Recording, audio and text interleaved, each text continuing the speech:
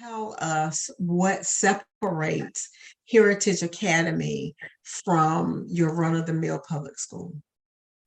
Well, I I don't like the word separates. We are Okay. different. We're certainly different.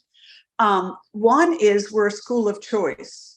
So a parent is making a choice. This is not their default setting. They're making a choice. They're making a choice to embrace what we offer, right? And what we're offering is a quality Christ-centered education. So children are going to learn the Bible, and we're going to set standards and have expectations. Now, we're going to help you, we're going to lift that bar up, but I'm getting under you, and we're going to make sure you get up there to reach that. We have a staff of mission-minded people who join us in this. It's a calling. And so I think that these are all things that contribute to our, as you've pointed out, our success. It's a group of not only like-minded individuals who are doing the teaching and doing the running, it's parents who want that for their children as well.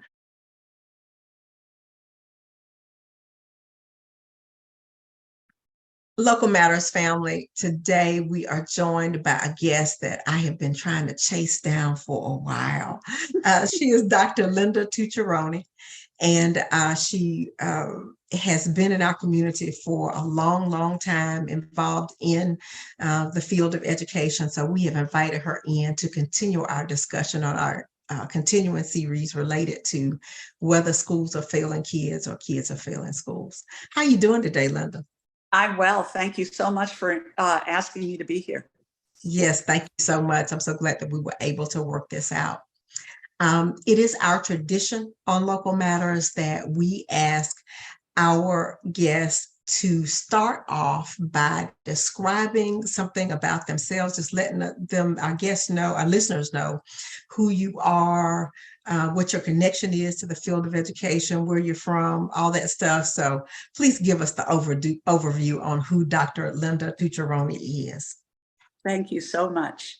Well, I'm a girl from Brooklyn, and I tell people that you can take the girl out of Brooklyn, but you can't take the Brooklyn out of the girl. And I recognized that recently when I was listening to a piece on NPR, and they were broadcasting from the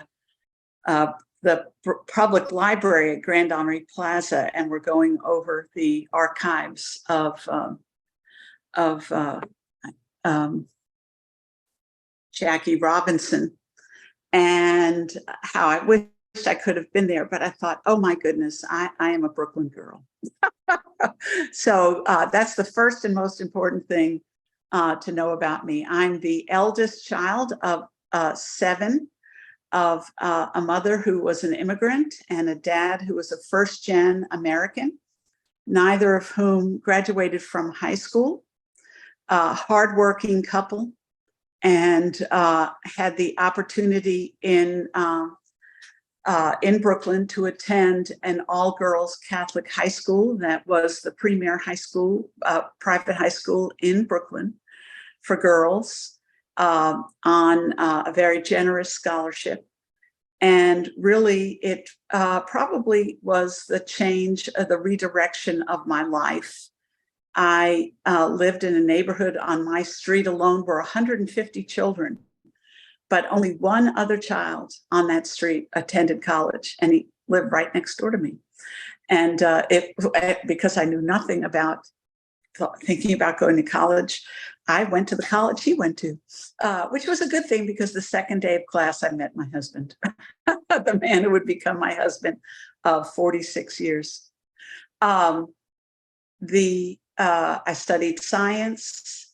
I went on to Columbia University on a teaching fellowship to earn my PhD, and I married my husband during that short period, and he changed jobs to come down to Augusta, Georgia, to work for the Corps of Engineers out at the dam.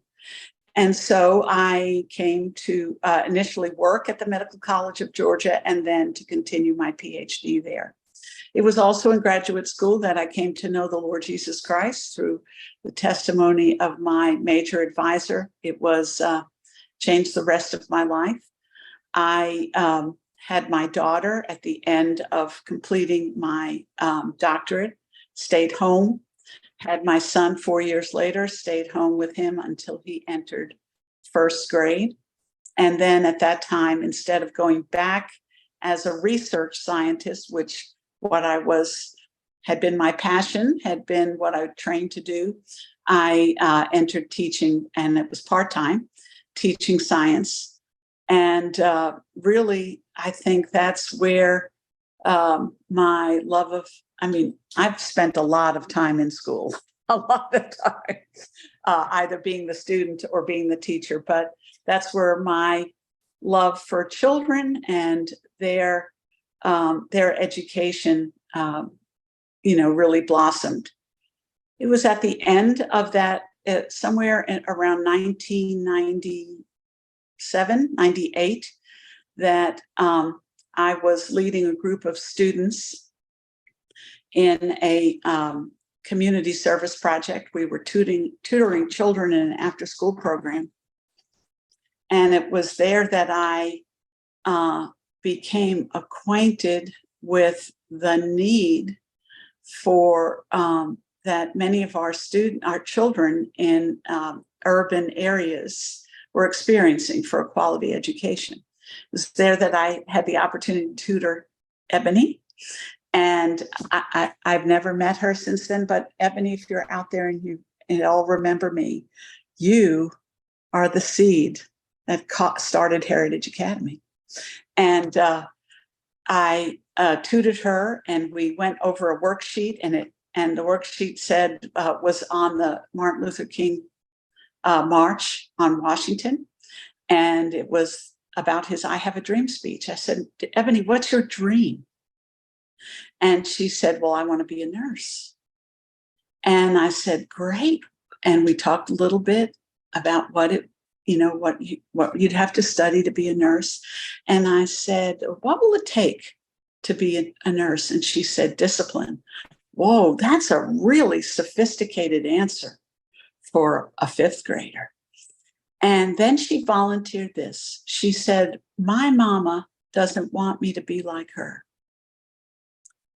And all that day and into many, many days, I thought about Ebony's mother, because you see, I would say my daughter had just started at the University of Georgia in virtually the same type of academic program that I'd been through.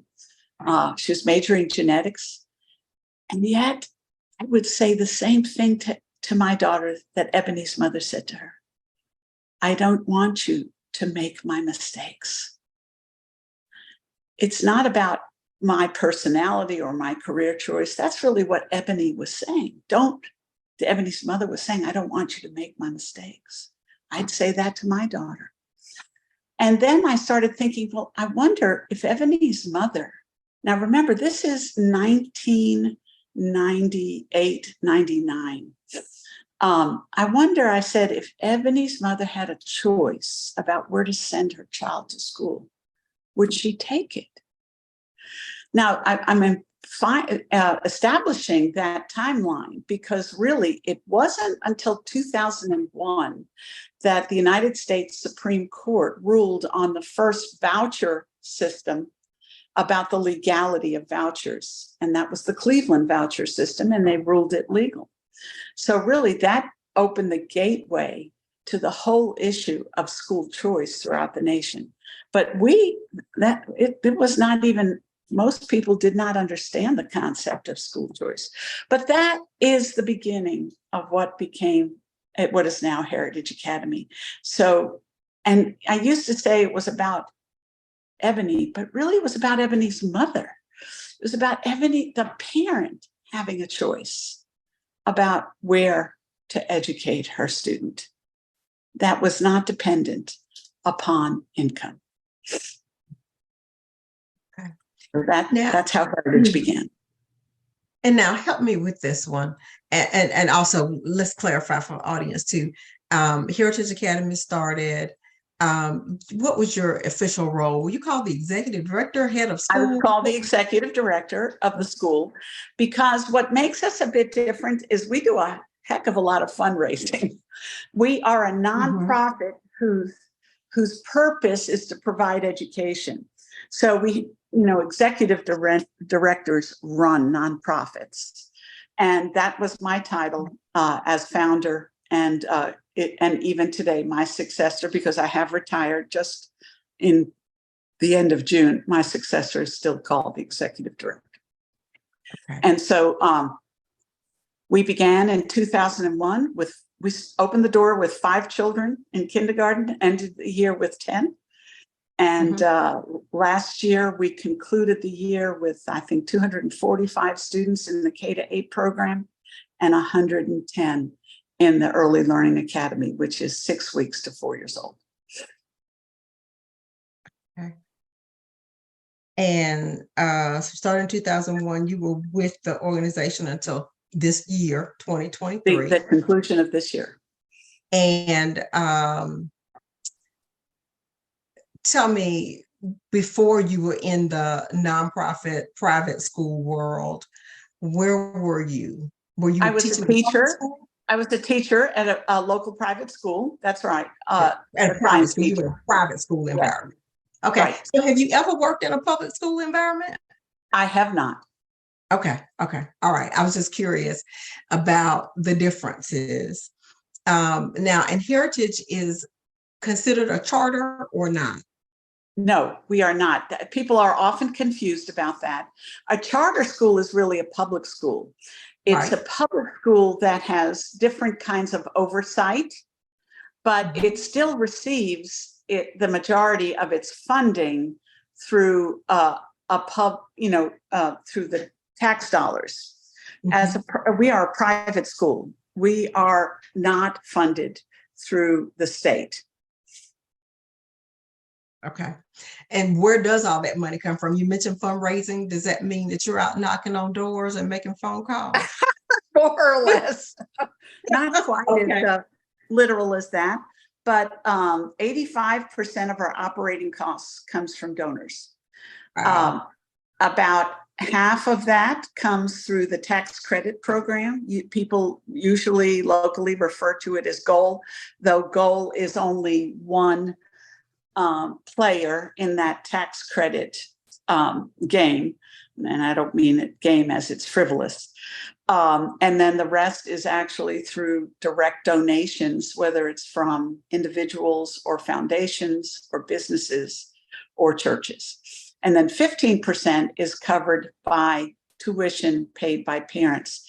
And tuition is scaled according to income. Okay. And in terms of the admission standards at Heritage, what are they? Can anybody show up and go? Is there a test the kids have to take? What? So that there is an application process. There is an entrance testing for placement of the child in the correct grade and program. But we call ourselves accessible.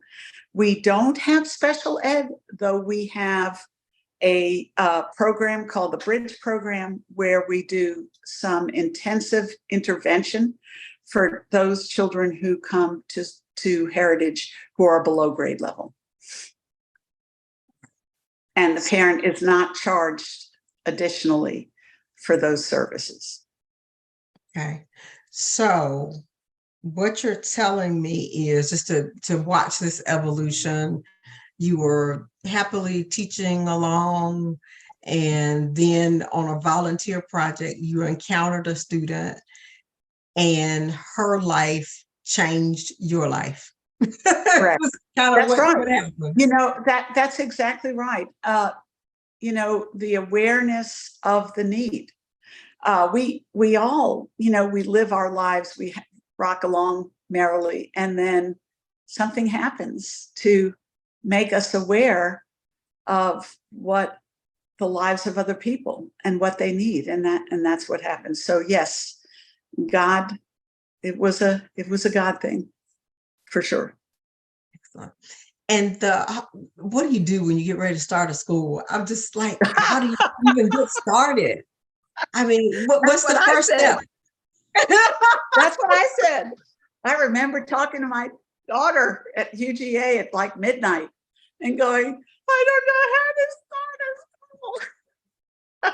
But fortunately, there are people out there that did that. I called the person I consider to be the grandfather of the school, Dr. Bernard Gant. He was the head of urban school services for the Association of Christian Schools International. He helped me. I felt like every place we came to, a door opened. Okay, this is how you do it. How you apply for your 501c3. How do you get a board? How do you get accreditation? Et cetera, et cetera. It is one foot in front of the other. You just went to you found the right people, you asked the right questions, and you just kept rolling. Yes, ma'am. That's exactly how it happened. I remember I do a lot of advising to God. Of course, he laughs. And I said, Lord, I don't want to be in a church.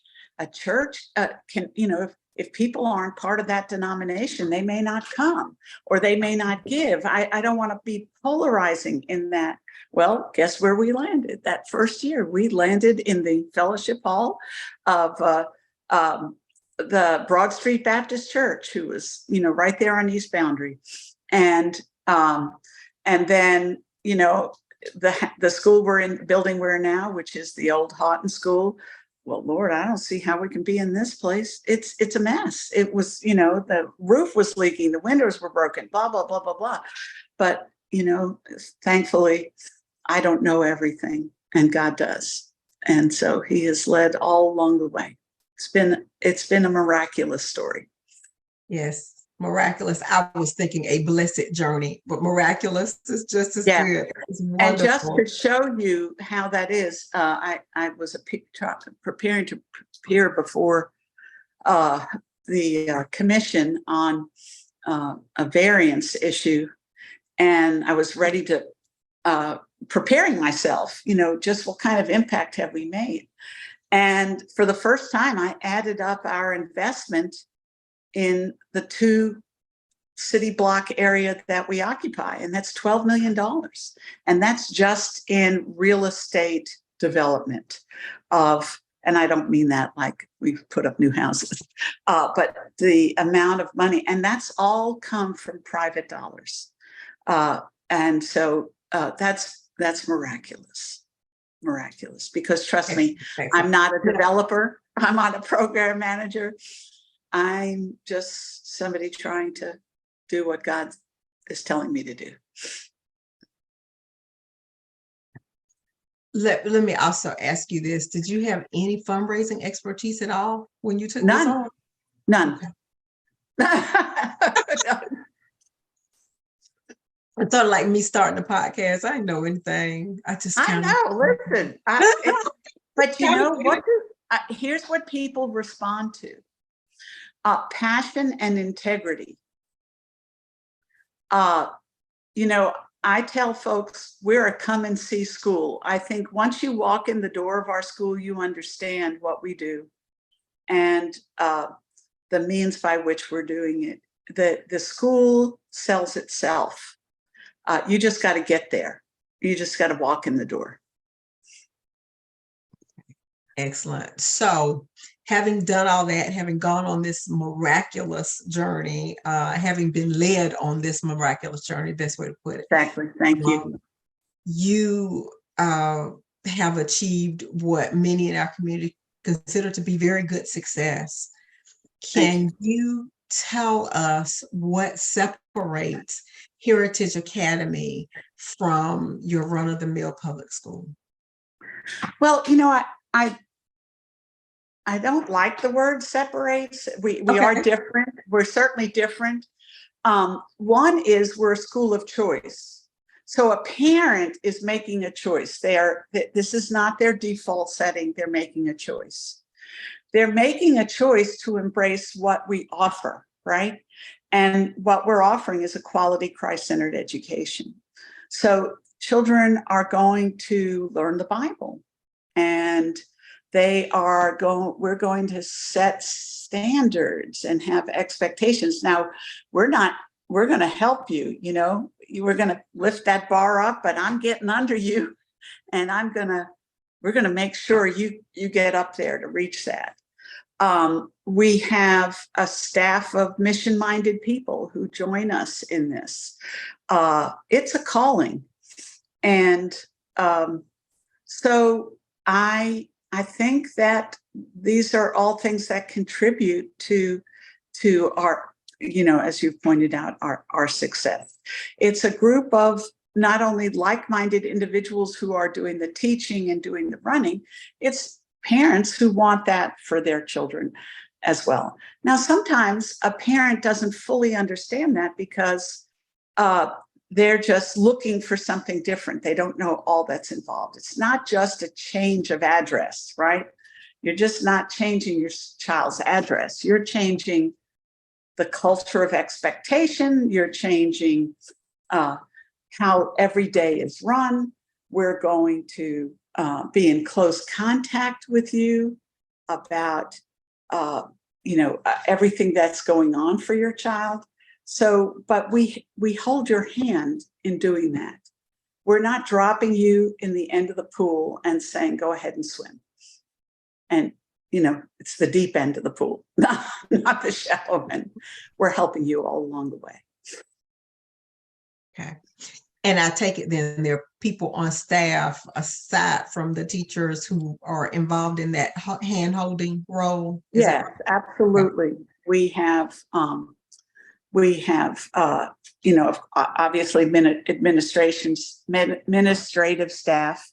We have a chaplain who is also the mental health counselor, doing all sorts of things that provides that scaffolding that is needed in some instances for parents and their children. So there is an environment, an atmosphere of support. You're not just thrown in the deep end of the pool. Yes, ma'am. And I would assume that's easier to do just because of a smaller enrollment. It is. It's easier to do. It's hard.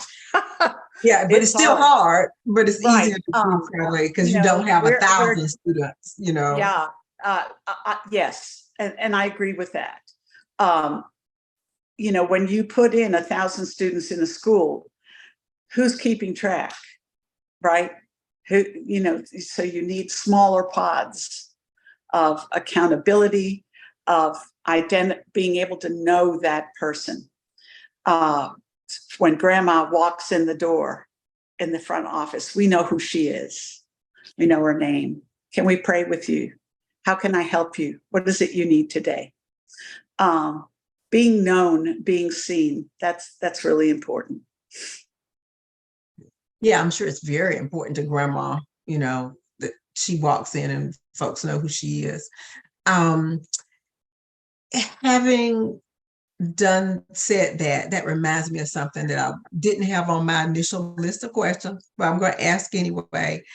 And this is not to criticize, it's not to throw rocks at anyone, but we often see in public school systems where if enrollment declines, the school is closed. Mm-hmm. Is that a problem? Or, should we think do you think small schools provide better opportunities for quality education? What's your thought process when you see that a school is closed down because of low enrollment? Yeah.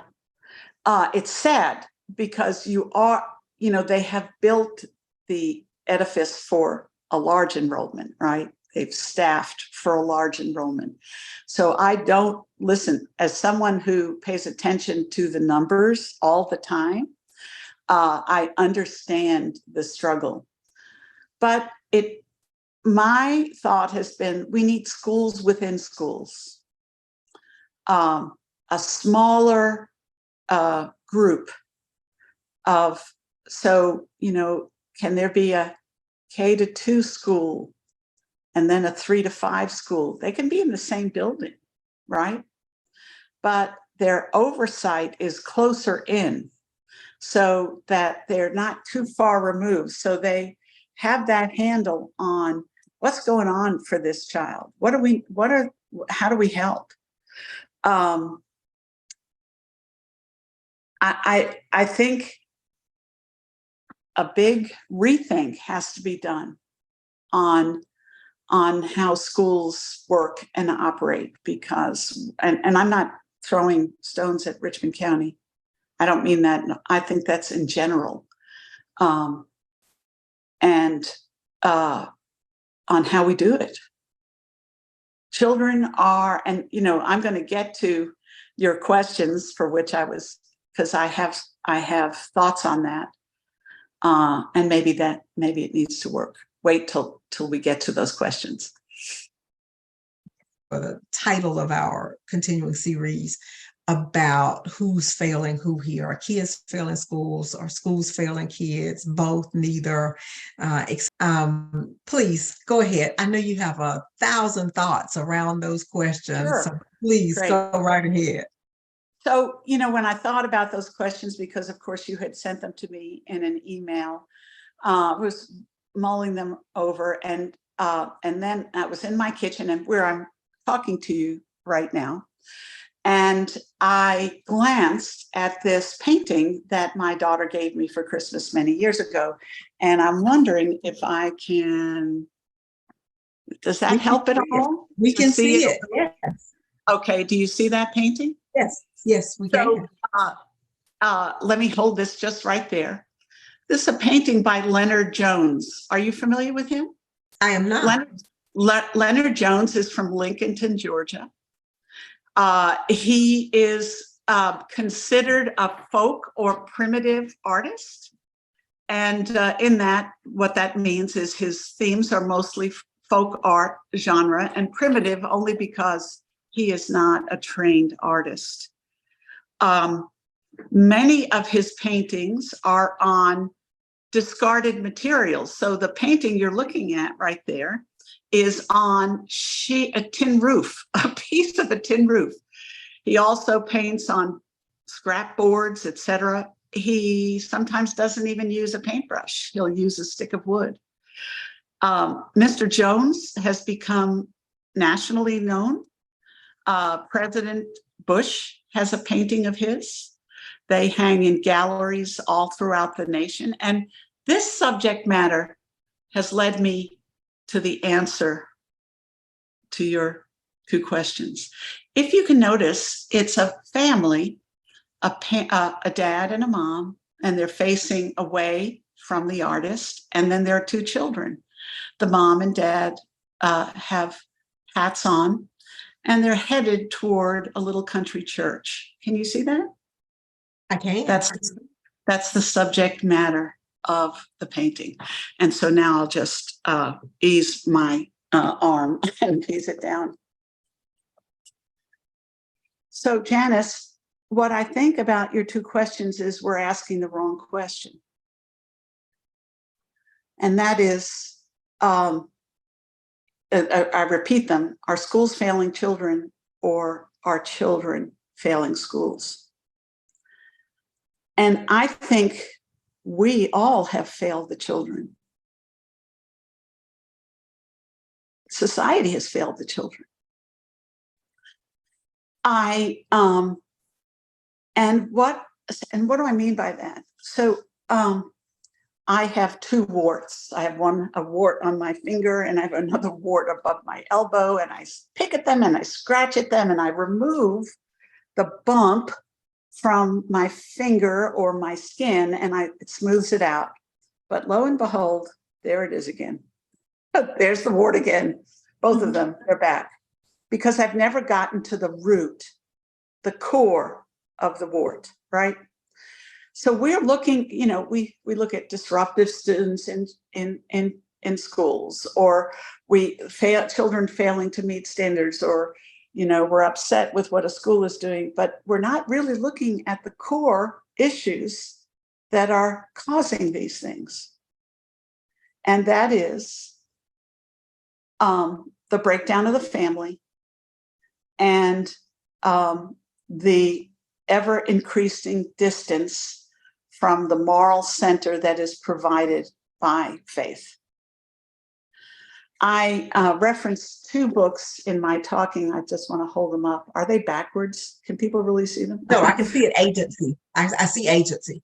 This is the book Agency. The author is Ian Rowe, and Ian is a very experienced and a very well-known and famous educator. And the other one is a book by a woman who is a psychologist, and that is Ilana Horowitz, and her word is God, Grades, and Graduation.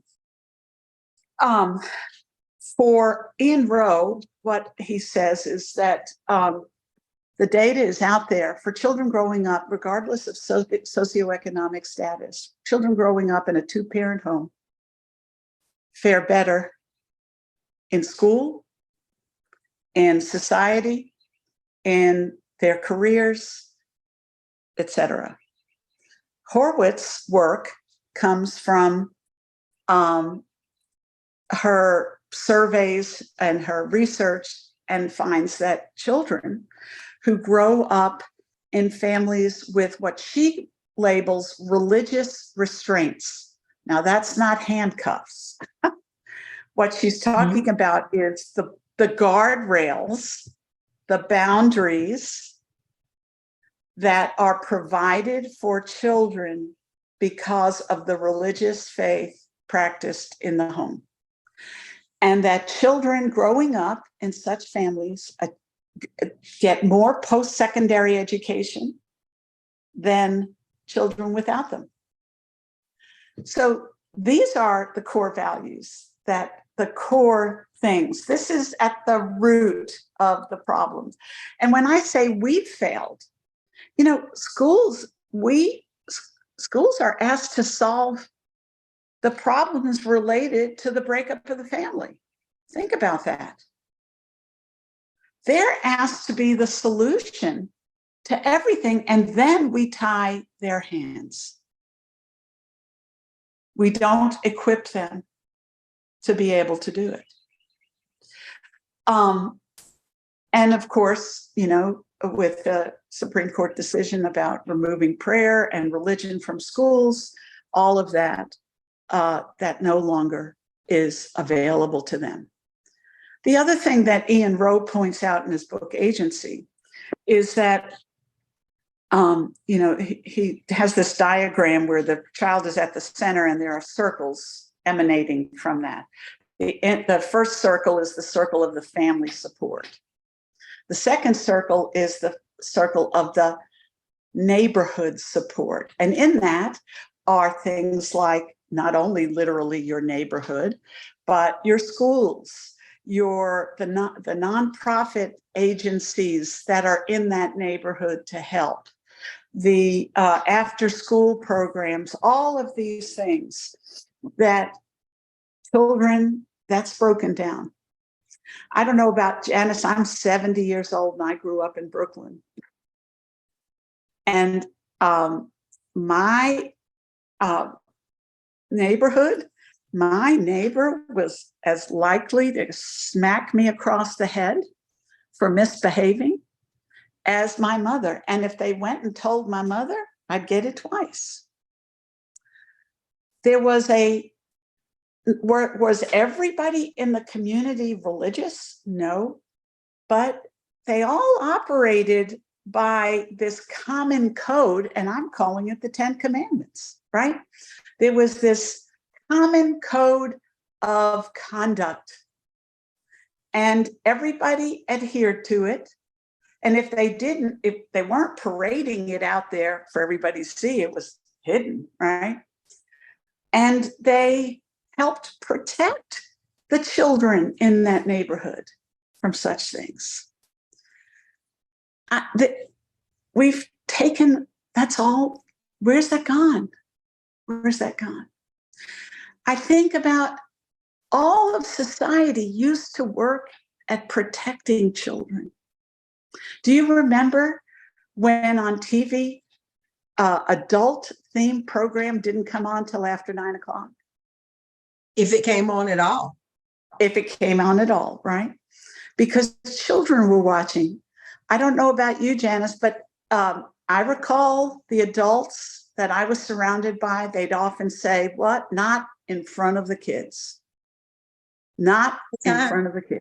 All the time. All the yes. time, right? There was a clear distinction that people had in their brains, that there were certain things that kids heard and saw and certain things that they did not. Yes. Likewise, same for older people. There were some things that a younger person would never do in front of an older person out of respect. But all of those boundaries have evaporated. Right. And so why? Because we, not just the school, not the society, has caused them to be broken down. So we allow children to witness things that they can't handle. They cannot handle these themes. They're not equipped to do it. If I might, I know I talk a lot. I want to repeat a little story. Are you familiar with Corrie ten Boom and The Hiding Place? It's the story. Corrie ten Boom's family hid the Jews during World War II. They hid Jewish families and this was in the Netherlands. And they finally too were captured and put into internment camps. But she tells a story of her father, and she and her father are going on a train on a trip. And she, as a young girl, wants to ask her dad about sex. She's just a little child. Mm-hmm. And her father says this, Corrie, would you go get my suitcase and carry it for me onto the train? So she goes and she cannot pick it up. It's too heavy. And she says, Papa, why do you ask me to go get your suitcase? I can't do that. He said, the same thing is true of what you are asking me. You must allow me to carry that until you are strong enough to carry it yourself. But we give children all sorts of things to carry, don't we? It's terrible. And that's why I say I'm not laying the blame at the foot of the school. And what are we to expect of children if we throw these things their way? We are no longer asking the question, what is best for children? What is best for children? And listening to those people who are wise and know these things. So without being disrespectful to your question, I think the question is that the answer is we're all responsible. And that is perfectly within bounds. I framed the question that way just because a lot of times that's how it gets asked. It's like these schools are failing kids. Yes, we all are. But it's so much more complicated than that. Oh yes, ma'am. And we, we're looking. When you go to a doctor, I have a dear colleague who is right now going through stage 4 cancer that has gone everywhere. But when she first went and had no symptoms, but now has tons of symptoms, the doctor diagnosed her. But if he did nothing to look at the root cause of what had happened, do you see what I'm saying? Why it happened? To get to eliminating it, then all we're doing is whacking a mole. You know that game, whack-a-mole? It's going to come up again because we're not. And this picture, this beautiful painting says to me, here's the root: family and faith. Family and faith. I love what Ian Rowe talks about He says he has a 4-point plan for all children to overcome the victimhood narrative and discover their pathway to power. And it's called FREE. Stands for family, religion, education, and entrepreneurship. And he's not, by that entrepreneurship, he's not advocating that everybody start a business. No, he's saying that he's advocating for everybody to do something of value. Of value. And you know what? Somebody who works as an employee takes home a paycheck. They're building a family of value, right? They're imparting value into their family. So anyway, that's what I think. So that kind of ties back to Heritage Academy. What are we doing? Well, we're trying to build up the family, because we're giving a parent choice, right? We're giving a parent choice in the matter, but we're also developing the child's faith, and hopefully the parents as well. Now, you don't have to be a Christian to come to Heritage. We have parents who are not, but we make it pretty clear what we're going to be teaching your kid. And if you're in agreement with that, then we can have a partnership. We have programs for families. We have seminars that help them with the most challenging issues that are out there for parents. We have provided, through the people who support the school, we've provided parents with connections to help them possibly through legal matters or family matters or other things. So, yes. And of course, we're doing the E part as well, education. So family, religion, education. You're supporting the whole person and the whole family. That's yes, ma'am.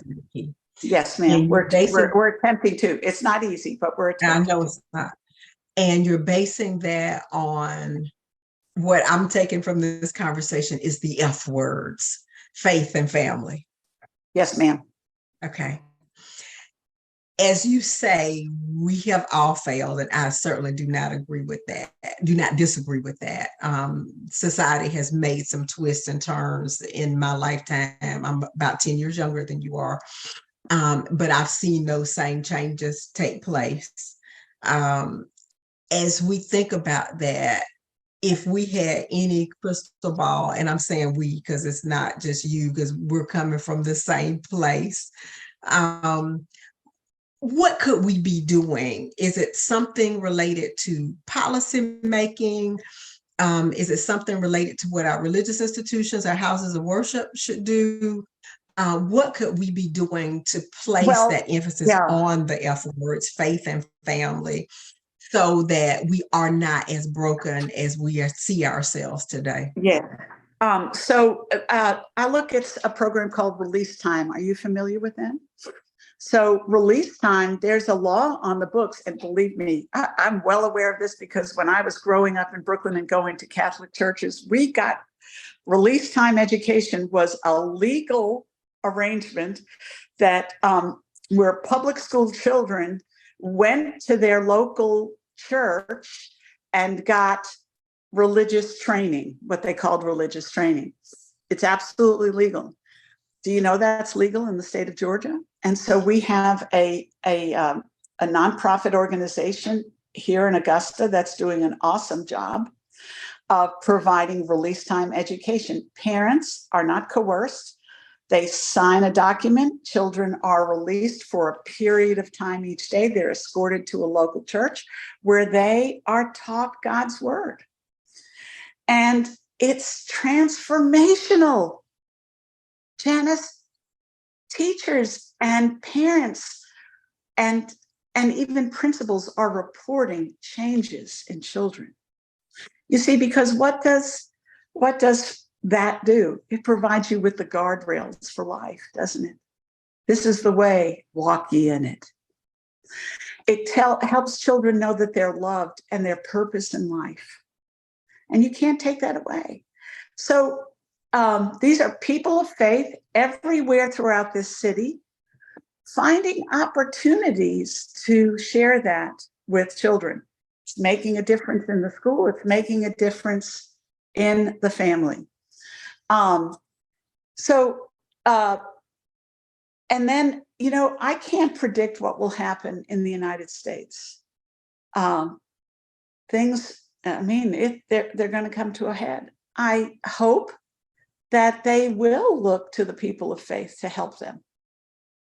I think about in the 90s, late 90s, was it?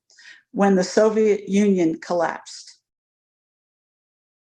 Do you know who they looked to rebuild their educational system? They looked to the missionary groups that were working inside Russia to help them do that. So wouldn't that be awesome? I don't know. I'm no prophet, but I want to be ready. Because Jesus said, let the little children come to me, and do not you forbid them, for of such is the kingdom of God. I think children are everything. We need to be, unfortunately, too often churches focus on the adults. Well, they're cooked. It's the children that are not cooked yet. And that's where our hope is. I don't want to be wringing our hands over children. I want to be full. And that's the thing about Heritage Academy. You come in the door and it's a pretty hope-filled place. Children are happy and they are learning. And in fact, some visitors will say, wow, it's awfully quiet. I said, yeah, there's no chaos. There's no chaos. Every minute of the day is intentional. Which is also decidedly different from other schools I've walked in. Yes, but again, I don't want to, they're inheriting stuff that they have no control over, and neither are they equipped to be able to handle it. And so, anyway, that's what I think. I hope people will buy these books. I'm not their publisher nor their promoter, but there's a lot of good stuff in both books. And of course, also Leonard Jones's artwork can be seen here in Augusta and elsewhere. Thank you for that. We have just a couple more minutes left. Is there anything else that you want to share with our Local Matters listeners? While I wasn't born in Augusta, this is my home. I feel very deeply about where I live and the people that live here. I tell folks, and I'm sure you have, I said, I'm loyal to Richmond County. I have the ability to move anywhere, but I'm not.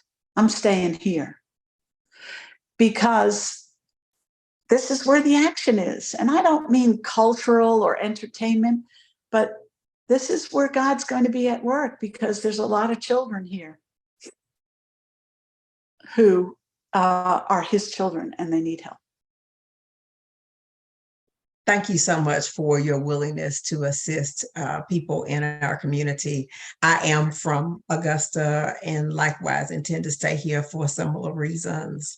I know that there's work to be done, and I know that God has equipped me and others that I know to do some of that work. And one of the reasons I created Local Matters was because there's just information people need to have, and there's dialogue that needs to take place. So we're a place for that dialogue to occur. But also there's just so many other ways that we can make an impact on the quality of life. And you have refocused us on the notion of the F words, family and faith. And being, in your opinion, the only ways to make a true and deep difference in the lives of the youngest and most vulnerable in our community. Absolutely. So thank you so much for starting Heritage Academy. Thank you so much for your vision, your work, your obedience to God's calling to do that. And welcome to the Local Matters family. Thank you so much. What a great opportunity you've given me. I'm humbled. Thank you. We certainly hope that you enjoyed that conversation with Dr. Tucciarone. Local Matters exists to ensure that you are edified and enlightened, so that you can become more engaged in things that are happening in your local community. While we call ourselves the Local Matters Podcast of Georgia, and we're certainly based here in the Peach State, we believe that many of our conversations are relevant to people in other communities, regardless of where you are throughout this country. And we would love to grow this platform. We need you to be a part of that growth. And one of the ways that you can do that is to subscribe to this channel here on YouTube. One of the other ways you can do that is to offer your comments about future topics, guests, etc. We'd love to hear your suggestions because we want to bring to you what it is that you want and need to hear. We also invite you to follow us on the Facebook platform if you're there.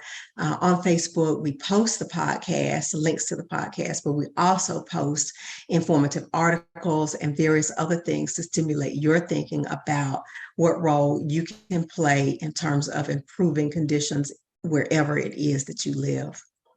Thanks so much for listening, and thanks for being a part of our Local Matters family. Blessings.